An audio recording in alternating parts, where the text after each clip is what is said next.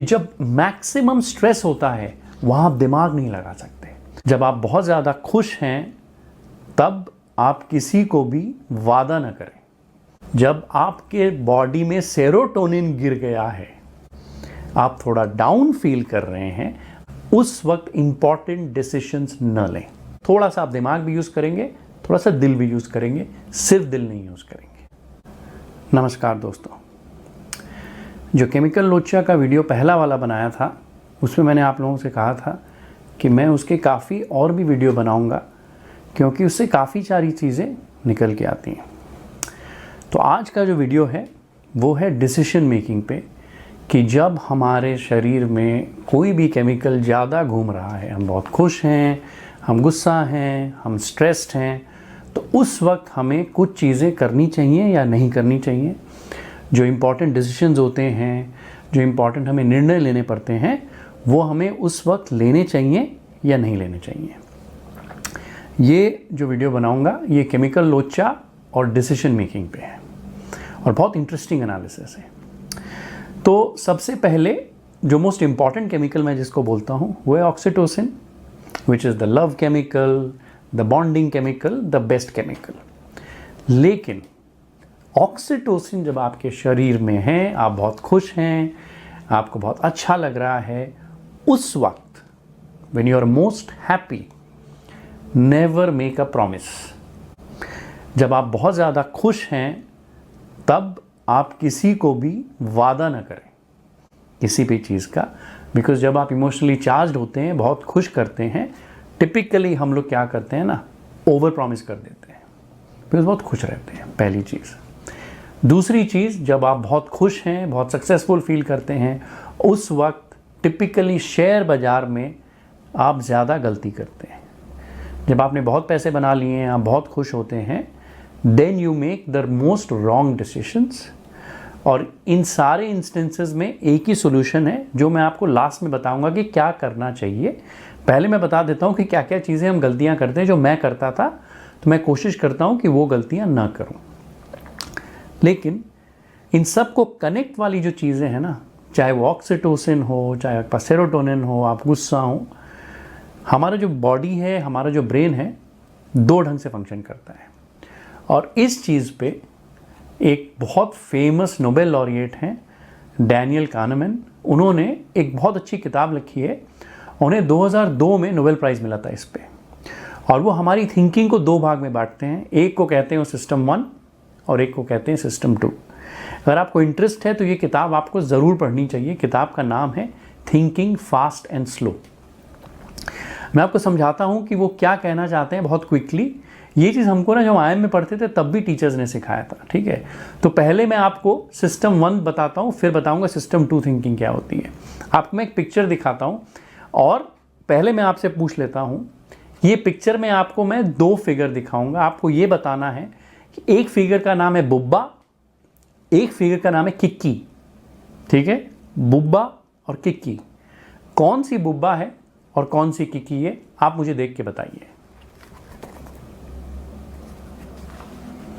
तो आपको क्या लगा?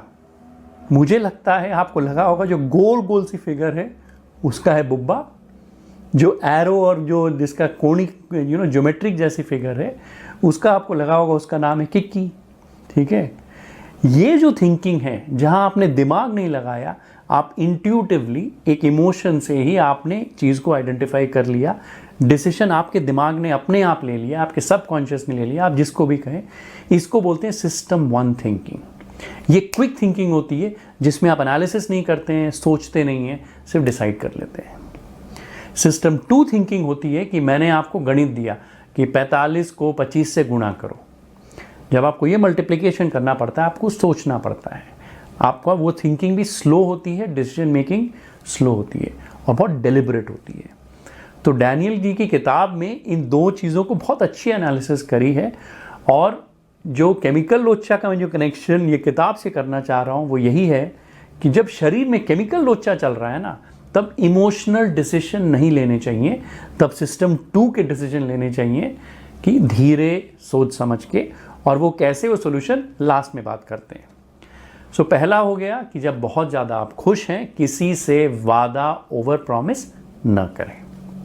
दूसरा, जब आप गुस्सा हैं, जब आप गुस्सा होते हैं, थोड़ा सा स्ट्रेस होता है, मैं बहुत ज़्यादा स्ट्रेस की बात नहीं कर रहा हूँ, हल्का सा आप किसी पे गुस्सा हैं या ज़्यादा गुस्सा हैं, टिपिकली किसी ने आपको कुछ कह दिया, किसी ने आपको कोई मैसेज भेज दिया, बॉस ने आपको झाड़ दिया, किसी दोस्त ने कुछ कह दिया, उस वक्त आपकी इच्छा क्या होती है कि इमीडिएटली इसके मैं रिप्लाई कर दूं, या बॉस को ईमेल भेज दूं, गाली दे दूं, रिज़ाइन कर दूं, दोस्त को मना कर दूं, रिप्लाई कर दूं। जब आप गुस्सा हैं तो कभी भी किसी की बात का भी रिप्लाई मत करें। मेरी कोशिश रहती है कि आजकल मैं नहीं करता हूँ। अगर मैं बहुत ज़्यादा गुस्सा हूँ और किसी ने मुझे कोई मैसेज भेजा है, लेट्स से व्हाट्सएप में, और मैं चिढ़ गया हूँ, मैं उस मैसेज का रिप्लाई उस वक्त नहीं करता हूँ। अगर मैं बहुत ज़्यादा उत्तेजित हो भी जाता हूँ तो पिछले 8-10 साल में मैंने 3 या 4 बार ये चीज़ कोशिश करी है।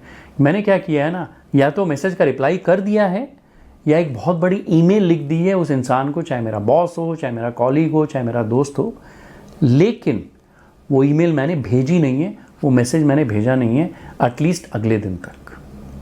तो उससे क्या है कि जब आप इमीडिएट रिएक्ट करते हो तो एटलीस्ट आपकी भड़ास निकल गई लिख कर, लेकिन अगर आपने नहीं भेजा, आप खुद 12-15 घंटे बाद आप खुद रियलाइज़ करोगे कि अच्छा हुआ मैंने वो नहीं भेजा। तीसरी चीज़, जब आपके बॉडी में सेरोटोनिन गिर गया है, आप थोड़ा डाउन फील कर रहे हैं, आप थोड़ा सैड फील कर रहे हैं, उस वक्त इंपॉर्टेंट डिसीजंस न लें। क्योंकि जब आप इमोशनली चार्ज होते हैं, जब आप डाउन फील करते हैं, उस समय जो डिसीजंस होते हैं जो गलत लिए जाते हैं। ठीक है, तो ये तो 3 डिसीजन मेकिंग वाली हो गई कि जब आप बहुत खुश हैं, जब आप गुस्सा हैं, जब आप थोड़ा डिप्रेस्ड या डाउन फील कर रहे हैं या दुखी हैं। ये तीनों इंस्टेंस में आपको क्या करना चाहिए ना, जो हमेशा हम कहते हैं दिल से सोचो या दिमाग से सोचो। इंग्लिश में मैं बहुत बार पहले सुनता था इसका मतलब क्या है, let me sleep over it, कि मैंने किसी को बोला कि यार ये काम करते हैं या नहीं, तो बंदा आके मुझे बोलता है कि let me sleep over it. इसका मतलब क्या है?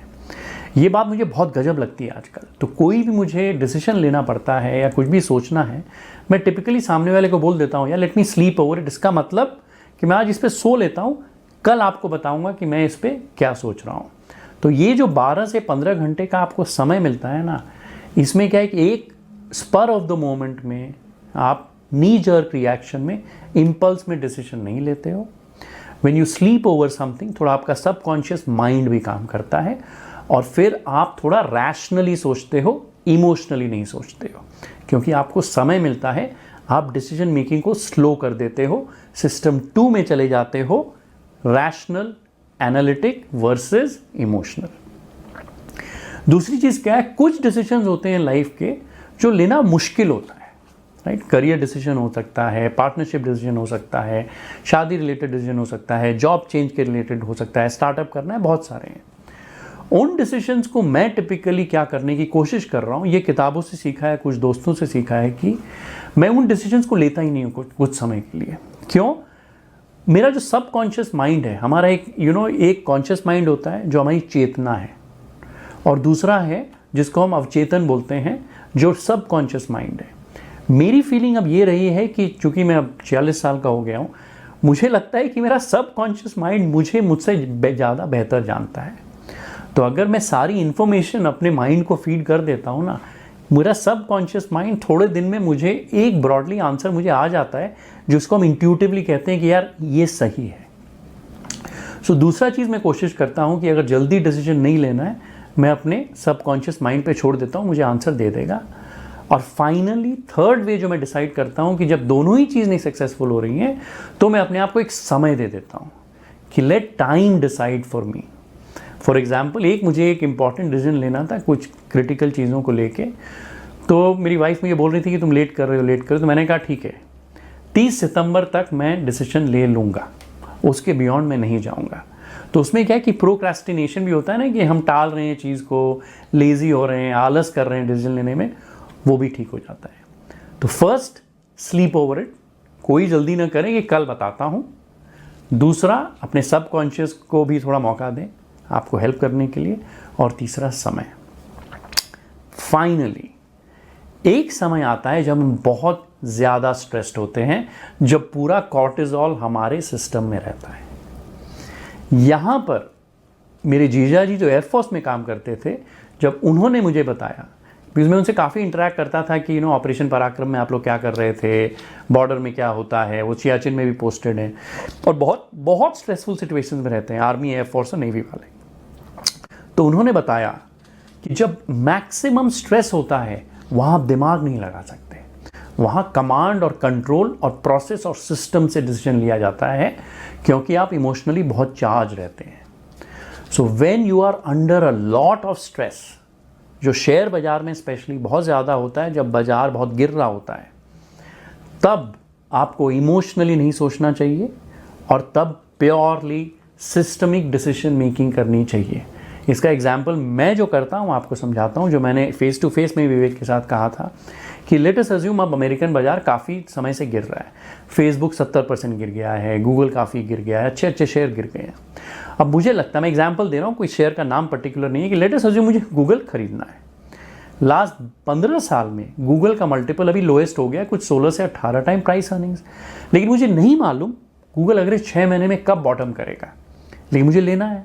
ठीक है, तो मैं अब क्या कर रहा हूं कि इमोशनली ये नहीं कि मुझे ये बॉटम ही पकड़ना है या इमोशनली चार्ज रहूंगा, मैं डिसाइड ये कर लूंगा कि अगले 6 महीने में मुझे गूगल खरीदना है, तो मैं अब इमोशन को डिसीजन से बाहर कर दूंगा। मैं एक सिस्टमैटिक इन्वेस्टमेंट प्लान, जो SIP करते हैं ना, मैं गूगल की SIP करूंगा। तो लेट अस अज्यूम मुझे 3 महीने रोज गूगल खरीदना है, 3 महीने में 60 ट्रेडिंग सेशंस होते हैं, 20-20-20 60 दिन। अगर मुझे 60 रुपया डालना है, मैं ये डिसीजन ले लूँगा कि अगले 3 महीने मैं रोज़ 1 रुपया का गूगल का शेयर खरीदूंगा, चाहे जो भी भाव हो, और बिल्कुल इमोशनल नहीं रहूँगा। जब इसीलिए तो अगर हाईली स्ट्रेस सिचुएशन होती है, वहाँ आपको एक process, system, logical decision making का प्रोसेस बैठा देना होता है, तब आप इमोशनली नहीं सोच सकते। बिकॉज उस समय अगर मुझे गूगल खरीदना हो, मैं नहीं खरीद पाऊँगा जब बहुत शेयर गिर रहा होता है। ठीक है, तो ये हो गई केमिकल लोचा related decision making. I hope आप लोगों को ये अच्छा लगा है, और I'd love to have inputs from you, because decisions हमको रोज़ लेने पड़ते हैं, कुछ इमोशनल होते हैं, कुछ इंपॉर्टेंट होते हैं, कभी हम खुश होते हैं, कभी हम दुखी होते हैं, लेकिन कोशिश मैं यही करने की कोशिश कर रहा हूँ कि कुछ डिसीजंस मैं सिर्फ रैशनली लूँ, इमोशनली न लूँ। बिकॉज हम इमोशनली बहुत चार्ज भी होते हैं ना, तो हम बड़े परचेज डिसीजन भी ले लेते हैं। बड़ी गाड़ी खरीदनी है, सेल्समैन ने इतना चढ़ा दिया, हमने खरीद ली, फिर रियलाइज़ हुआ कि ये तो गलत चीज़ हो गई। घर खरीदना है, तो बड़े डिसीजंस भी जो हैं, जब आप बहुत खुश हों, इमोशनली चार्ज हो, न लें। बेस्ट तरीका होता है एक sentence, let me sleep over it, या कल बताता हूँ। कल आप जब बताएंगे ना, थोड़ा सा आप दिमाग भी यूज़ करेंगे, थोड़ा सा दिल भी यूज़ करेंगे, सिर्फ दिल नहीं यूज़ करेंगे। तो ये है केमिकल लोचा एंड डिसीजन मेकिंग।